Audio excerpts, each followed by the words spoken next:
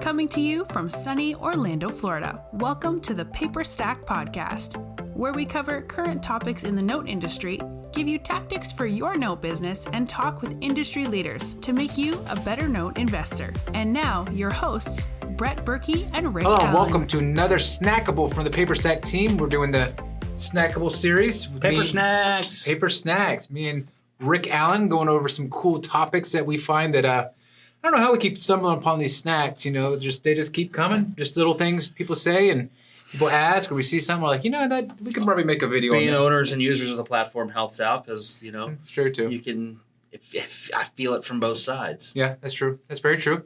This one actually comes from some things that we think that can actually help buyers on our platform. So there are different approaches people take when they're trying to make offers for sellers.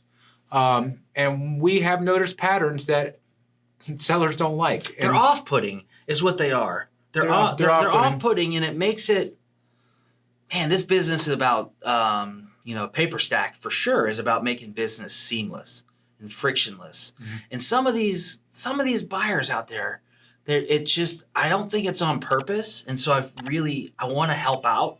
Yeah. Most of it's usually, from what I understand, is that a lot of it would probably be newer buyers that have been sent out into the field with a set of instructions. Best way to say it. That's exactly right. So this is your instruction list. Go find it. And what they do is they just blast it. And that's the thing. Yeah, there's a couple, I hate the do's and don'ts, but there's a couple things that are definitely on the don'ts list. Mm-hmm. If you're a buyer, you don't want to send a form to a seller and say, here, fill this out and I'll give you a quote on your note.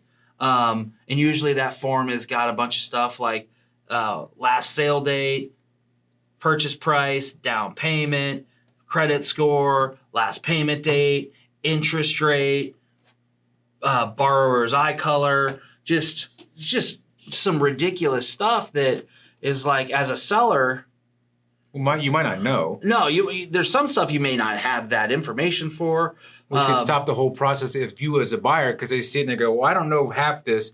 I don't feel like researching it. I'm going to go get an offer from a buyer. Well, not to mention that if you're a buyer sending me a form and I've got another buyer that's not, and that buyer is, maybe they're $1,000 or $2,000 less than you, I'm like, they're engaged with me. We're moving along. They're asking good questions. They're looking at the documents. They're doing their due diligence. I got somebody else who's giving me busy work, right? Because who loves busy work? Does anybody dittos? I love dittos. You remember dittos? No, I don't remember dittos. Oh, dittos were like just just like the sheets of paper they used to give you in elementary school. They're just like mindless, pointless, just like they're just doing it to make you do something. You're talking about like when you go to the doctor's office and you have to fill out the same paperwork you fill out the last time you were at the doctor's office that you did it the last time you were at the doctor's office? That's a great ditto. Flip over the page. I just gave you my name on the page before. Yes. And I just gave you my address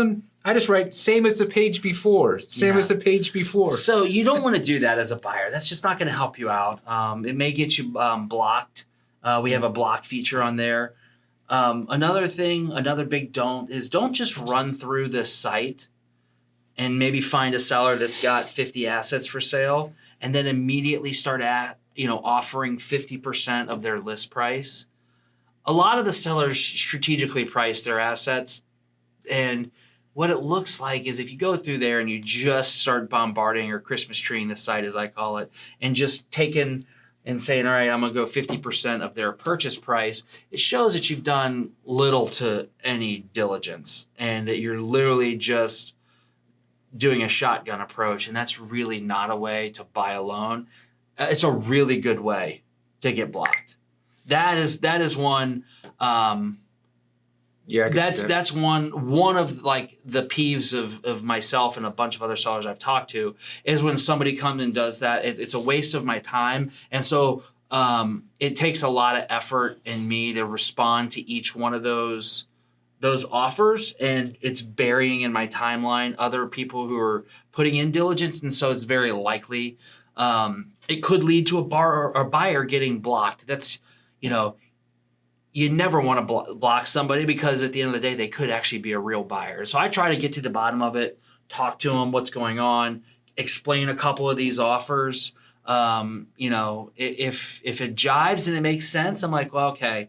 If they say, look, this is my investment criteria, I've got to fall between this sort of return, and I think your value's a little low here. Hey, more power to you, dude. Great.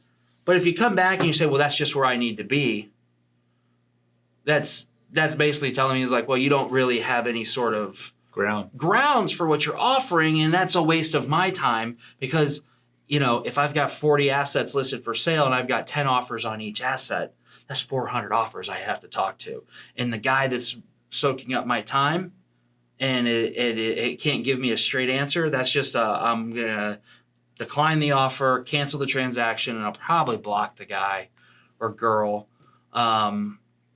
just because it's just one of those things where, look, man, Paperstac is an efficiency tool. If you come in there and you're not making it efficient, then you're probably going to get bounced.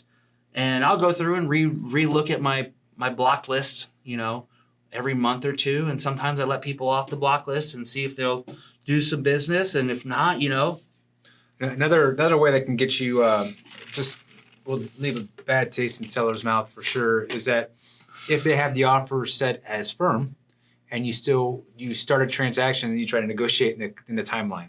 They're like, what the hell? It's firm for a reason. Another way is if they say, make me an offer, which making me an offer will have no list price. It'll just be 0. And then they say, what's the lowest you'll go? Yeah, what's the lowest you'll go? It's like, wait a second, you're trying to beat me down on price, and you haven't even given me a price to even start at. It's tough. And that's like, wait, that's the whole reason it's set at 0. I want to see what you offer. I want to see how you come up with I'm not negotiating against myself, and that's the thing. So those are all great. Those are great points because those are things that they bother me as a seller personally, but I'm not unique. They bother a lot of the sellers, most of the sellers. Those things are they're really a pain and really a thorn in the side. So we wanted to do something here and have a snackable on this because I think there's a lot of value that begin taken from this as a buyer to help you become a better buyer, become a better counterparty on the platform. Some of those questions that there's like a list of like 3 or 4 questions that most of the time sellers won't have the answer to, and most of the time they're not relevant. What was the purchase price? What's the down payment? What's the credit score? And then there's a bunch of other ones that they'll ask, which are right on. You could get most of that stuff you can get right off of the platform on the assets page.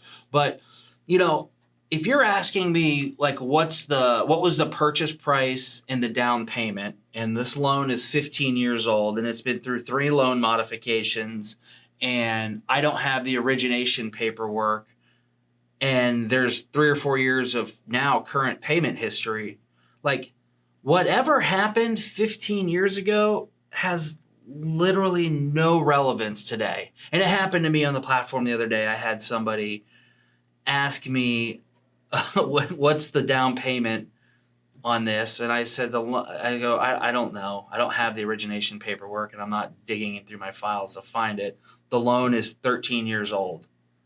What does it matter?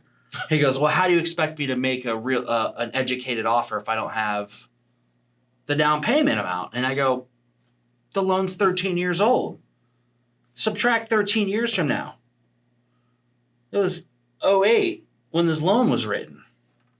So, it's one of those things where it's tough to kind of to accept those and take those borrowers serious, or those buyers. So I don't understand how would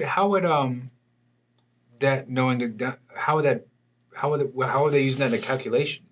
What was their idea of why that would be used? They would never give me that. There's sometimes that people, for instance, this would be an example of when that would be useful.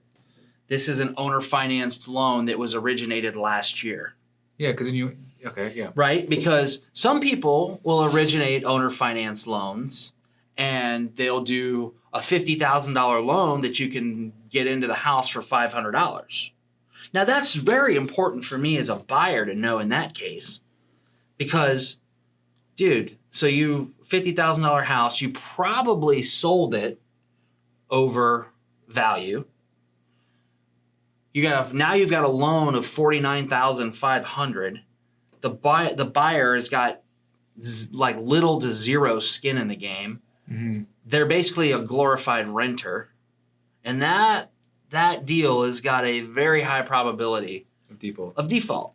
And so, yeah, I get that. If you're asking that question because of that, but I think there's some educators out there who need to sort of move to that next step and find out, hey, are these owner financed loans or not? Because or let your people know, because I think most of they're usually brokering the deal or coming in asking those questions.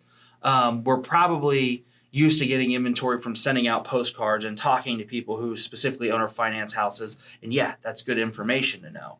But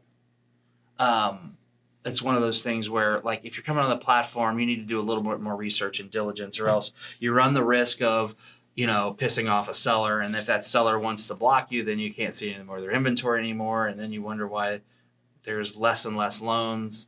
That's just like a little soul searching you need to do and say, am I asking some annoying questions? And put yourself in the seller's shoes. If I had 40 assets, would I want somebody doing what I'm doing to their assets right now? Answer's probably not. So that was helpful. I mean, that hopefully, people that are watching this podcast are not the people we're talking about. Most Maybe likely. some of them are. I don't know. We got a lot of followers and a lot of people following us right now. So it's one of those things where, hey, if you are, use this, soak it up, take it in. We're not yelling or berating or anything like that. It's really to help you out, to help the platform out, to continue to improve and make it to where, hey, this is how deals get done. And that's our goal here. That's what it is. So that's it. Another Paperstac snackable. Snackable. Paper snackable. We'll catch you on the next one. Appreciate it, guys. See ya.